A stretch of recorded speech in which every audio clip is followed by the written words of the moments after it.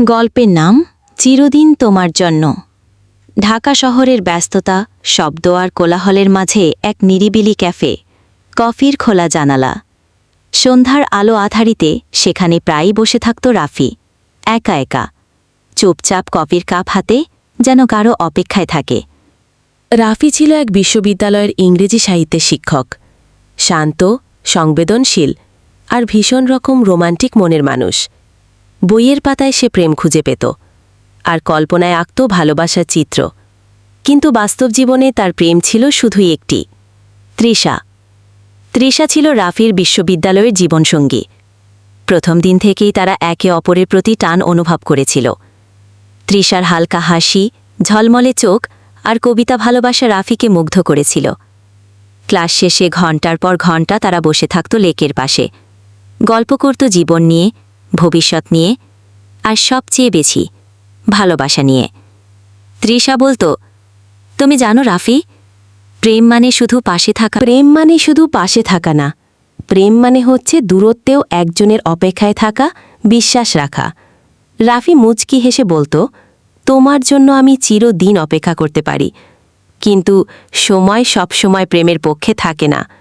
পড়াশোনা শেষে তৃষাকে তার বাবার চাকরির কারণে কানাডা চলে যেতে হয়।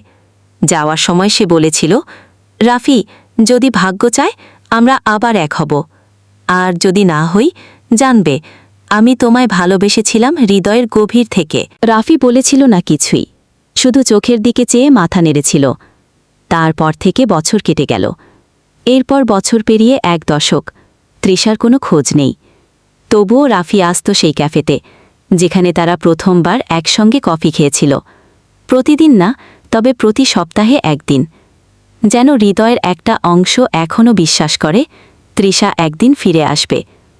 একদিন সন্ধ্যায় হঠাৎ করেই ক্যাফের দরজা ঠেলে এক নারী ঢুকল। চোখে ছিল চেনা উজ্জ্বলতা, চুলে ছিল সেই পুরনো ঘ্রাণ, তৃষা। রাফি তাকিয়ে রইল হতবাক হয়ে, চোখে জল, হৃদয়ে ঝড়।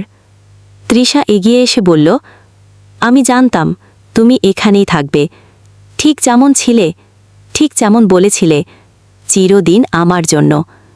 রাফির চোখ থেকে গড়িয়ে পড়ল অশ্রু। সে বলল, তোমার জন্য অপেক্ষাটা কখনোই ভুল মনে হয়নি, বরং এটাই আমার জীবনে সবচেয়ে সঠিক সিদ্ধান্ত। তাদের গল্প যেন আবার শুরু হলো নতুনভাবে, পুরনো ভালোবাসায় নতুন রং নিয়ে। সময়ের পড়তে পড়তে জমা হওয়া অনুভূতিগুলো আবার জেগে উঠল। শেষ কথায়, ভালোবাসা কখনো পুরনো হয় না। যদি সত্যিকারের হয়, সময় তাকে ফেলে যেতে পারে না। সে ফিরে আসে ঠিক সময়, ঠিক ঠিকানায়।